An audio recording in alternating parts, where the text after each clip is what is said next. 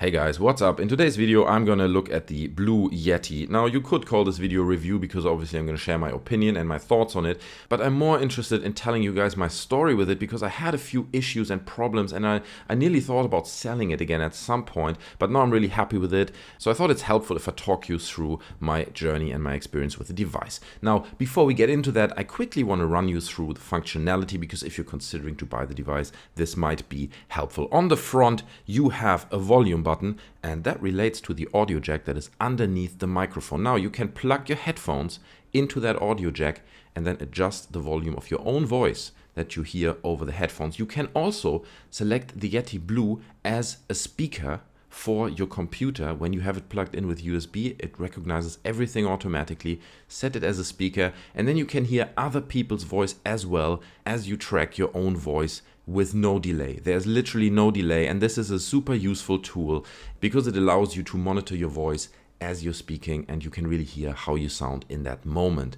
Above that, you have an analog mute button that allows you to mute your microphone at any time. However, I noticed that when you click the mute button, you do hear a very light click in the recording, which is annoying if you're recording podcasts and you just quickly want to say a sentence to someone else in the room or whatever. So I'm going to hit that button right now so you get an idea how it sounds in the recording.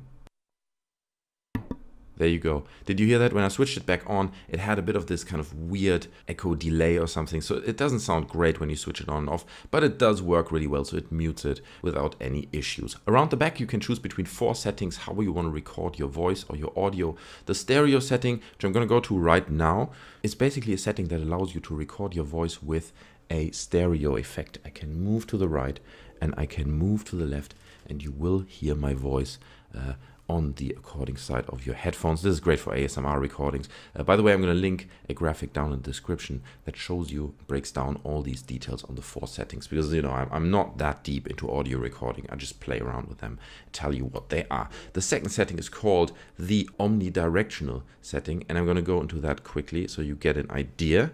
So now we're in the omnidirectional setting, and this is perfect for conference calls, field recordings. If you have loads of people around the microphone, you can record from all directions. Or if you're out in nature and want to record some just 360 environment impressions with your microphone, then this is the setting you want to go for.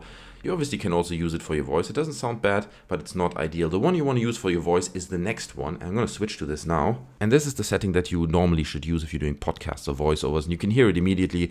It's basically a cone that comes out of the front of the microphone and it only records within that cone.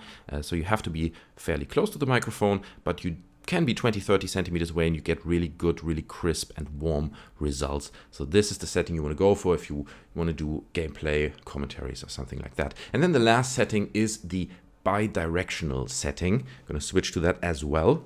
And this is basically perfect for interview situations where you're sitting on a table, you have a person sitting opposite of you and you can record, get really good voice recordings from both directions. So those are the 4 settings. I'm going to go back to the setting that is made for podcasts really quick. Above the button for the 4 settings, you have your gain button, which basically regulates how loud you record your voice. Now, I tend to keep this fairly low because this is a very, very sensitive microphone. It picks up your voice really, really good, even in the low range. But obviously, if you want to record more people that are further away from the microphone, you just pump up the gain and you should get really good results. Now, what's also interesting is that the Blue Yeti only needs a USB plug to power it.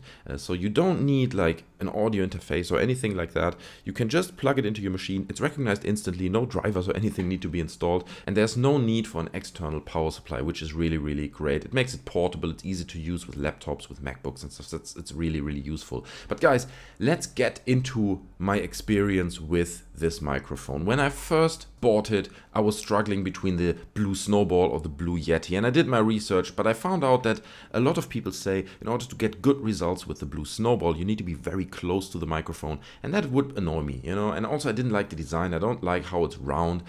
And I want a microphone that can sit 20-30 centimeters away from me and still give me fairly good results. So I went for the Blue Yeti, and when I first got it, took it out of the box, placed it on my desk, hit record, and did a video which is on YouTube. And if you look at that, I'll link it down in the description.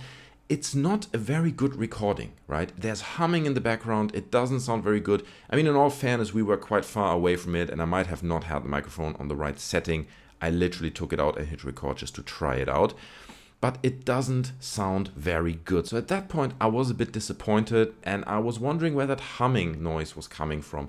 And I checked everywhere on the software, and I installed drivers, I played around, I couldn't get rid of it.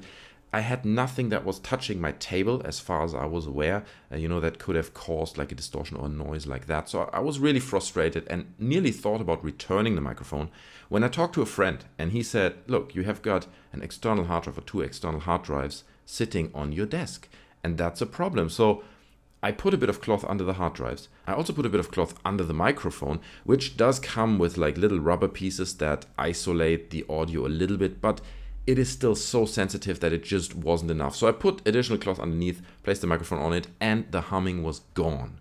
And at that point, I was really, really happy with the microphone. It gave me nice, crisp recordings. But I felt, and you can see it in my previous videos that I recorded like 2 months ago, I think it does sound good, but you have very high S noises and all that, and you have popping occasionally. So I went all the way, and even I just spent £100 on like a microphone. I invested another little bit of money on like a little arm that you can attach the microphone to, and a pop filter. Now when I got that arm, which actually came with a different microphone, I tried to attach the Blue Yeti to it. It has like a little screw on the bottom, you can see it there, but it didn't match, right? And it didn't really, because there was like a micromillimeter missing from that thread. So I think that it might have been due to this arm. It was a very, very cheap arm in all fairness.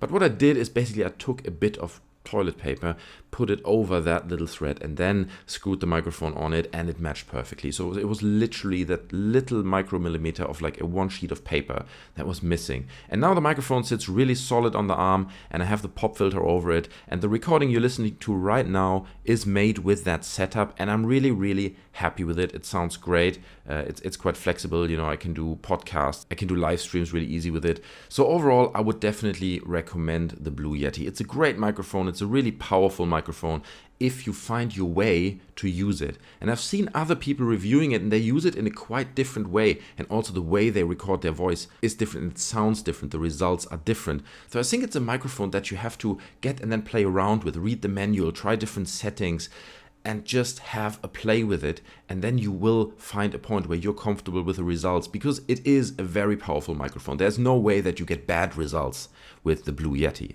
You just have to find your way how you get the best results out of it. So guys, these are my thoughts. That's my journey with the device. Obviously, if you have any questions about the Blue Yeti, then just leave them down in the comment section below. I'm always happy to help. I will do my best to answer all your questions. I hope this video was helpful, and I hope you enjoyed it. If it was, then you can leave me a like. That would be much appreciated. You can also subscribe to the channel. I'm normally doing more like video game related things. You can take a look at my channel. If you enjoy it, subscribe. It would be great to have you on board.